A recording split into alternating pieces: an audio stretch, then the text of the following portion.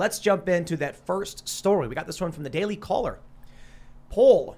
Young men of both political parties think feminism does more harm than good. It sounds like toxic masculinity to me, Tim. You're right, except Republican women of all ages also really don't like it. Interesting. Ooh, well, but hold on. What is a Republican woman? Well, I suppose if we're talking about identities, a Republican woman is a Republican adult human female. Sounds like But a circular Democrat logic. woman could be something totally different. Well, because now, look. Obviously, we have wonderful progress in this era where a word can mean whatever you want it to mean instead of what it actually means. And so maybe it's the case, unfortunately, that there's a negative side effect here where men are just saying that they're women, disguising themselves as women, and then telling these pollsters feminism is bad to make us think women oppose it. What if these are Republican men who don't realize because they identify as Democrats that they're not really Democrats? That's probably it. I actually We're not really men. I actually think that's an argument they would entertain. They're like, well, if a Democrat man says he hates feminism, he's actually a conservative. There you go. Yeah. So he's just wrongly identifying. My biggest problem with it is that the definition of feminism has changed over the years. There's actually 4 to 5 waves of feminism. My mother was she raised me kind of as like a second wave feminist, where it was about equality of opportunity for every person. Didn't really matter what your gender was. And that was basically it. It was never like talking down to men. It never was about making men. Because I used to ask it like as a question as a kid. Does that mean men are bad? Does it mean women are better? And she said, no. It's about equality of opportunity for these people. First wave feminism was we should get to vote, right? That was like, we should have right. And second wave feminism was that no more firm, open palm slaps on the behind from men in the workplace kind of stuff. Like Essentially. Like equality in the workplace. That I don't know, 1950s era smoking, guys smoking, like, come here, babe. That stuff's out. The sexual revolution, I think, Being birth able to control. get credit cards and bank accounts, things like that in the 70s, 60s. That's fascinating, though. Tell me about that.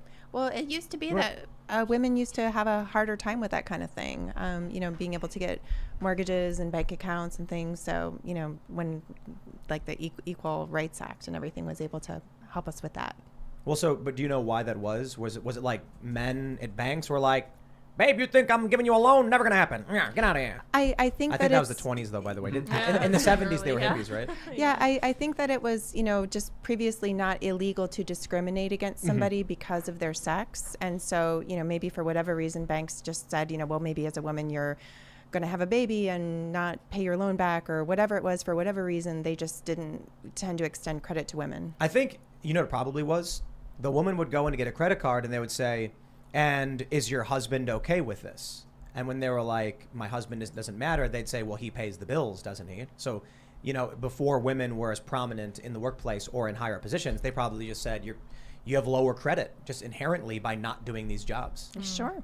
Could be. Well, this is the kind of feminism that most people are like, yeah, that's cool. Like, you shouldn't discriminate on these. Like, it should be your job. It should be your actual credit, not, you got boobs, you can't have a credit card. That seems like arbitrary. The Equal Pay Act, that's from 1963, signed by Kennedy. I haven't looked too deeply into how it's read, but the Equal Pay Act, it's a labor law, prohibits gender-based wage discrimination. I feel like that was made redundant by the 1964 Civil Rights Act.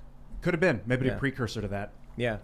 So now feminism, probably the reason young men don't like it is that modern feminism is what, a catch-all term for basically all sorts of weird bigotry, discrimination, rage, even violence. I think even from the get-go, though, when there were arguments to be made that women were being treated unfairly in certain respects, the feminist movement was still mostly pushing for the, so to speak, privileges men had rather than the responsibilities, even at that time. So, for example, women couldn't vote. They also couldn't be drafted. Part of why many women didn't want the right to vote at that time is because they thought it was going to come along with a duty to be drafted, which feminists at that time did not argue for while they were arguing for the vote.